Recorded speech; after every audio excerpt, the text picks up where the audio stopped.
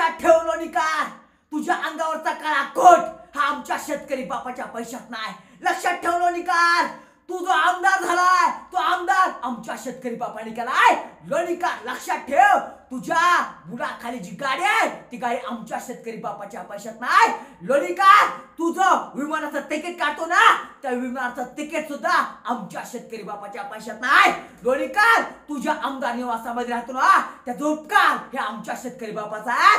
लक्षात ठेव लोणीकर. आणि आमचे कपडे काढतो, आमच्या चपला काढतो, आमच्या बूट काढतो, पण स्वतःचा बूट आणि स्वतःच्या चपला बघ. ह्या चपला आणि हा बूट घालायचं जर तुला भाग्य कोणामुळे भेटलं असेल तर ते आमच्या शेतकरी बापामुळे भेटले. आमच्या बापाने तुला मत टाकलं, आमच्या बापाने तुला आमदार केलं, मग तुझ्या अंगावरती काय कोटाला तुझ्या बुडाखाली गाडी आली. लक्षात ठेव, अंगावरच्या कोटापासून, गाडीपासून, माडीपासून, विमानापासून हे सगळं आमच्या शेतकरी बापाच्या मतामुळे आणि आमच्या टॅक्समुळे तू करतोय. हे लक्षात ठेव लोणीकर, लक्षात ठेव. पण राव लोणीकर, आमच्या अंगावरची कपडे आहेत ना, कपडे घामात ना आणि आमच्या शेतकरी बापाच्या कष्टात ना, संघर्षात ना आम्ही विकत घेतलेत. विकत तुझ्या अंगावरची कपडे, तुमच्या लेकराबाळाच्या अंगावरची कपडे तुमच्या घामात नाहीत का रे?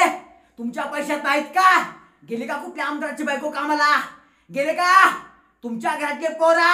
हे लक्षात ठेवा लोणीकर, तुमच्या घरातल्या पोरांच्या अंगावरच्या जे कपडे आहेत ना आणि बसायला गाड्या आहेत ना, या गाड्यामध्ये डिझेल आणि डिझेल, हे डिझेल सुद्धा आमच्या शेतकरी बापाच्या पैशात नाही लोणीकर.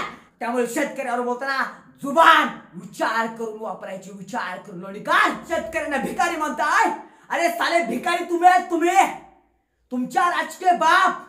लक्षात ठेवा, तुमचा राजकीय बाप जो तुम्हाला पगार करतो ना, पगार, ती पगार सुद्धा आमच्या बाबाने शेतामध्ये काम केल्यामुळे तुम्हाला भेटते. हे काय लक्षात ठेवा. तुमचा इमान शेतकऱ्यांचा असेल, लक्षात ठेव बबनराव लोणीकर.